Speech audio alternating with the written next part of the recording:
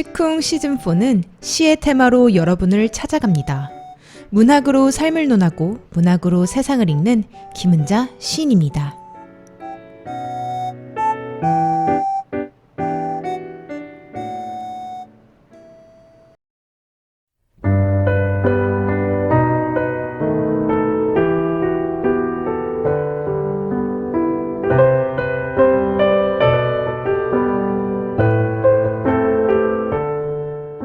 누가 그랬나요? 하늘이 열리는 계절이라고요. 모든 들꽃에도 꼭 이름이 있을 것 같죠? 꽃에서 하늘 냄새가 나는 것 같기도 하고요. 그 모든 것들의 이름을 불러주고 싶은 그런 계절입니다. 시로, 문학으로 삶을 나누고 함께 세상을 건너가는 김은자 또 인사드립니다. 벌레 소리가 부쩍 시끄러워진 것 같아요. 정말 이럴 때는요, 어디론가 훌쩍 여행을 떠나고 싶은데 마음대로 떠날 수도 없는 팬데믹 상황입니다. 이 상황이 도대체 언제 끝이 날지 답답하기도 한데요. 여행은 떠나지 못하지만 보고 싶은 친구도 만나고 싶은 사람도 마음대로 만나지는 못하지만 시 한 편으로 이렇게 소통할 수 있는 시간이 있어서 다행입니다. 지난주에 이어서 이번 달은 사랑에 대한 시를 소개해드리려고 합니다. 사랑이라는 말, 젊은이들이나 나이 드신 분들이나 가슴 설레이는 말인데요. 나이가 들수록 사랑시를 좋아하게 된다는 통계가 있다고 합니다. 나이가 들수록 사랑시 좀 쑥스러울 것 같은데 말이에요. 여러분들과 함께 촉촉한 사랑시 나누면서 삶의 이야기로 충전해 보겠습니다.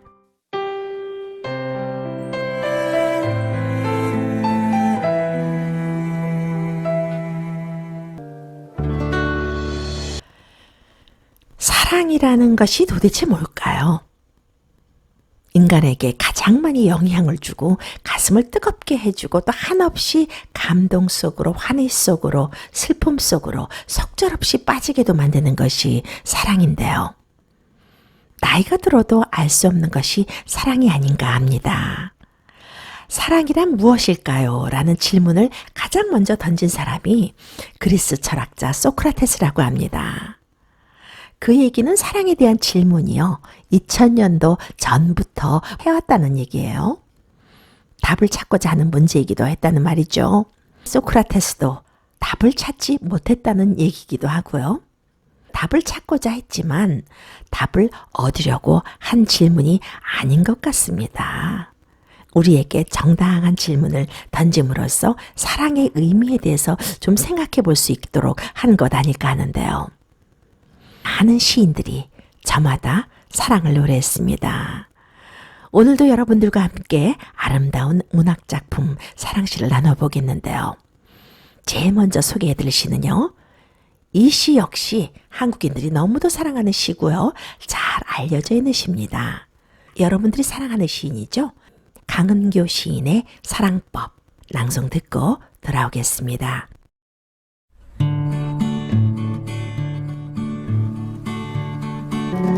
사랑법 이 시는요. 강은교 시인이 1991년에 출간한 그대는 깊디 깊은 강에 수록된 시기도 합니다.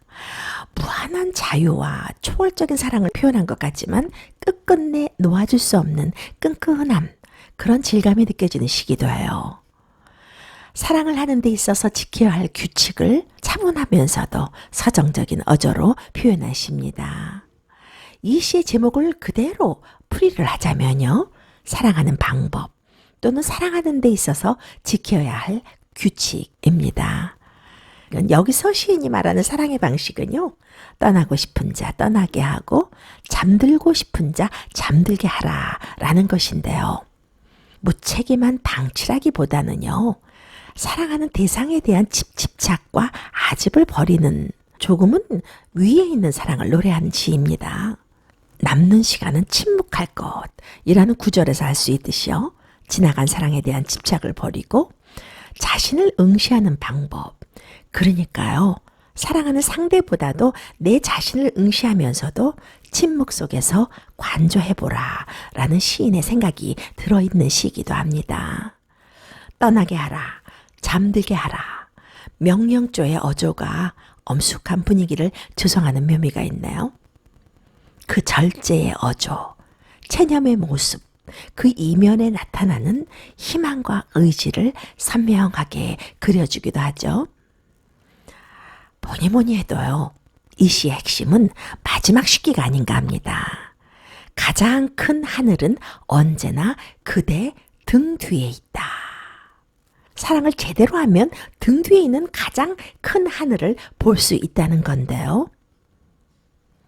사랑을 새로운 시각과 새로운 차원에서 바라보면서 사랑의 지평을 넓혀주시기도 합니다. 그렇죠. 사랑을 너무 집착하는 것보다요. 집착을 버리고 내면을 응시하고 관조하면서 너무 가까워서 미처 깨닫지 못했던 것들, 사랑의 진정한 가치를 그럴 때 느낄 수 있는 것이 아닌가 합니다. 사랑은 좋아하고 설레이고 달콤하고 이게 다가 아니라는 거죠. 아주 오래전에 결혼에 실패한 친구를 만나게 된 적이 있습니다. 친구는요, 정말 사랑해서 대학교 때부터 연애를 해서 오래 사랑을 하고 결혼을 했는데 결국은 헤어지고 말았어요. 친구가 그런 말을 하더라고요. 사랑의 껍질을 벗더라. 그러면서 강은교 시인의 사랑법의 식기를 인용하더라고요. 쉽게 꿈꾸지 말고, 쉽게 흐르지 말고, 쉽게 꽃 피지 말라라는 말이요.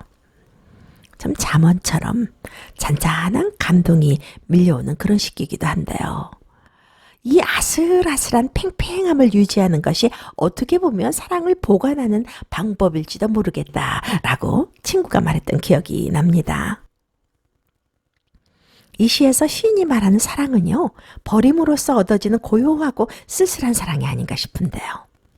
삶이든 사랑이든 스스로 낮추고 침묵할 때 더 아름다워지고 소중해지나 봐요.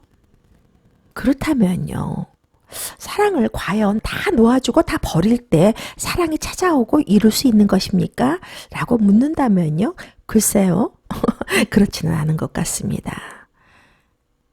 그것이 바로 이 시가 던진 삶과 사랑의 철학이 아닌가 하는 생각도 좀 해보고요. 분명한 것은요, 서둘지 말고 침묵하며 쉽게 꿈꾸지 말고 실눈을 뜨고 세상을 가만히 들여다보고 그리고 그 실눈으로 내 등 뒤에 있는 가장 큰 하늘을 보는 것.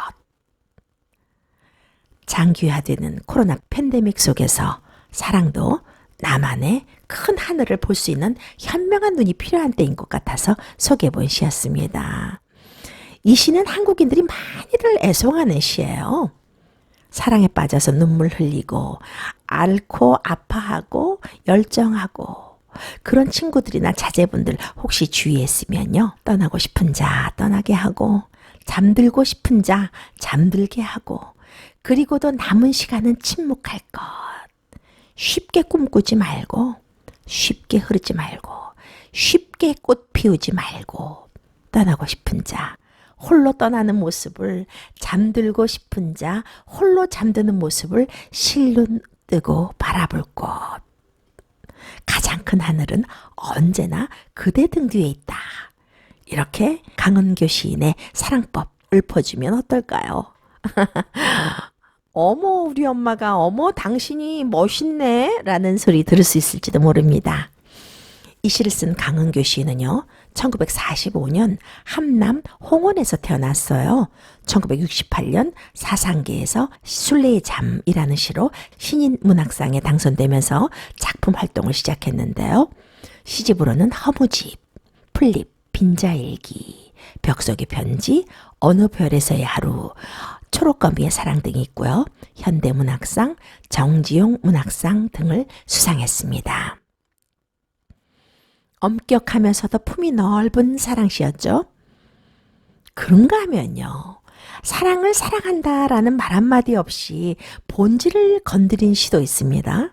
하기사, 사랑을 사랑이라고 표현하면 시가 될까요? 사랑을 사랑이라는 단어 하나 없이 문장 하나만으로도 설레게 만들고 꿈꾸게 만들고 그리워하게 만들고 그것이 또 시만이 할 수 있는 일이기도 한데요. 두 번째로 여러분들에게 소개하고 싶은 시는요. 사랑의 본질을 정말 깊이 생각하게 만드는 시기도 합니다. 그리고 사랑을 한 단어로 요약해 주는 시예요. 박정대 시인의 그대의 발명.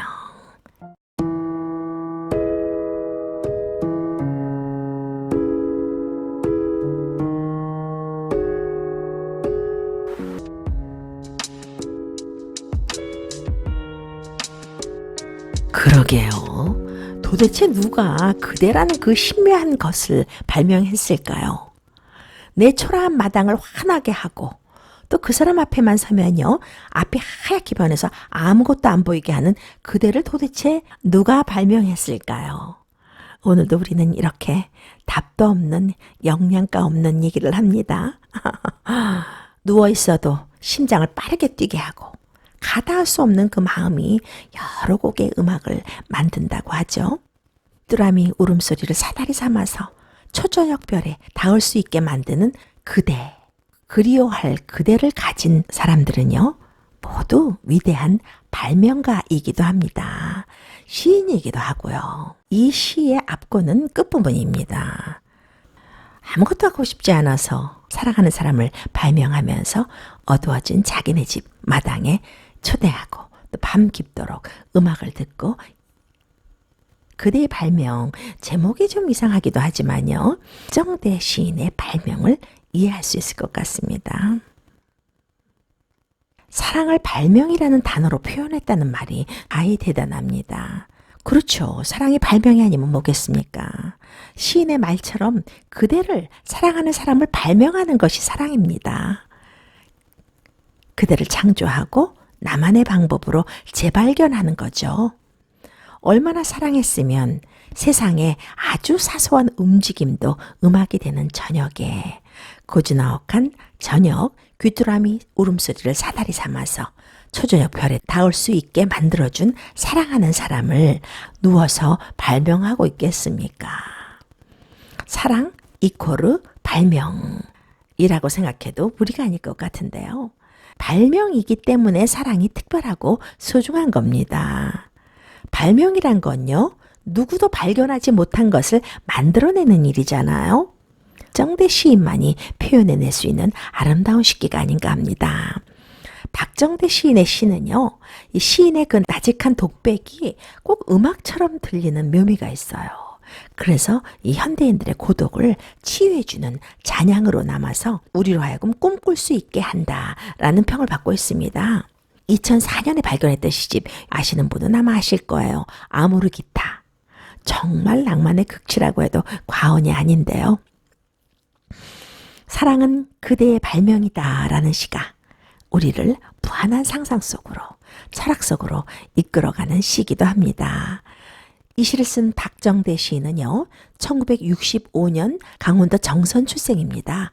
고려대학교 국문학과를 졸업했고요. 1990년 문학사상을 통해서 시 촛불의 미학으로 등단했습니다. 대산문학상, 김달진 문학상, 서울시 문학상 등을 수상했습니다. 시집으로는 아모르 기타, 슬라브식 연애, 그녀에서 영원까지, 내 청춘의 격렬비엔 아직도 음악 같은 눈이 내리지 등이 있습니다. 사랑시 하면 또 빼놓을 수 없는 한국시가 있죠. 한국시 중에서 가장 아름다운 사랑시 1위를 차지한 시이기도 한데요. 김소월 시인의 먼 후일.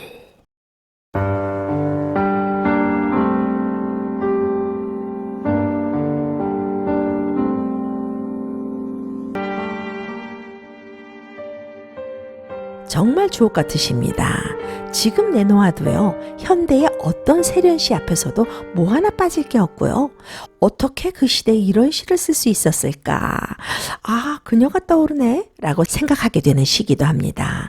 너무도 단순하지만 무르익어서 쑥쑥 넘어가는 시, 쑥쑥 넘어가다가도 울컥 눈물까지 나는 시라고 해도 감히 말할 수 있는 시입니다. 가슴에 오가는 사연이 느껴지는 그런 시죠. 이별의 충격은 엄청나지만 그 충격과 슬픔을 이겨내지 않고는 어떻게 살아갈 수 있겠어요? 욕하면서, 원망도 하면서, 미워하면서, 다시 또 사랑하면서, 그리워하면서, 사랑이 깊으면 깊은 만큼 이별은 여러 가지 생각을 어지럽히겠죠. 그런데 그것을 그대로 냉정하게 딱 잘라서 돌아선 것이 아니고요. 그렇다고 해서 가지마 붙들고 매달린 것도 아니고요. 차분하게 애둘러서 사랑을 표현한 시입니다. 하기사 자신 스스로 잊었노라 라고 말하는 결심이 아니고서는 그 이별의 갈등, 사랑의 아픔을 어떻게 견뎌낼 수가 있을까요? 이 시에서는요, 1년에서 4년까지 계속 잊었노라 라고 반복하고 있습니다. 그런데 이상하게도요, 시인은 잊었노라 라고 말하는데요, 우리에게는 잊었노라가 아니라 못 잊겠습니다 라고 들리잖아요. 잊었노라 라고 할수록 오히려 그럴 수 없다는 의미가 강조되는 시예요. 특히 사연에서요, 이 시의 그런 의도가 더욱 명백해집니다. 오늘도 어제도 아니 있고 먼 훗날 그때에 잊었노라. 와, 이 사무치는 그림 때문에 잊을 수 없어. 아마 먼 훗날 잊을 수 있을 거야 라는 시인데요. 헤어지고 또 잊는다는 것은 쉬운 일이 아닐 것입니다. 그런데 시인은요, 미래에 사랑하는 사람을 다시 만날 수 있으리라는 확신을 벌써 가진 거예요. 그리고 현재의 어려움을 꿋꿋하게 견뎌나가면서 애틋하게 사랑을 노래했습니다. 참 현대에 와서 이런 사랑시가 과연 나올 수 있을까요? 그런 생각이 문득 드네요. 우리가 살고 있는 현재는 어떤 시대입니까? 사랑에 있어서도 그렇게 펄펄 끓다가도 금세 식어버리는, 언제 그랬냐는 듯이 쉽게 돌아서 버리고 남남이 되고, 그걸 환승 이별이라고 하나요? 요즘 젊은 사람들은 또 새 사람을 사랑하면서 쉽게 떠나버리는, 사랑의 순수함과 진정성이 애틋하면서도 더 의미 있게 다가오는 그런 시였습니다. 김소월 시인은요, 서구 문학이 범람하던 그 시대에 민족 고유의 정서에 기반해서 시를 쓴 민족 시인이기도 합니다. 1902년 평북 구성군에서 태어났고요. 평안북도 정주 오산 고등보통학교에서 조만식과 평생 문학의 스승이 될 김억의 격려를 받아서 1920년 동인지 창조 5호에 처음으로 시를 발표하면서 문학 활동을 시작합니다. 오산학교를 다니는 동안 김소월은 왕성한 작품 활동을 하죠. 1925년 그 어려운 시기에 유일한 시집인 진달래꽃을 발간하기도 합니다. 김소월의 이 진달래꽃은요, 매년 한국인의 애송시 1위를 놓지 않는 시기도 합니다. 시대가 시대이니만큼 민족의 정서를 담아낸 시를 많이 쓴 한국인이 가장 사랑하는 한국 문학사의 대표 서정시인입니다. 오늘도 어제도 아니 있고 먼 훗날 그때에 잊었노라.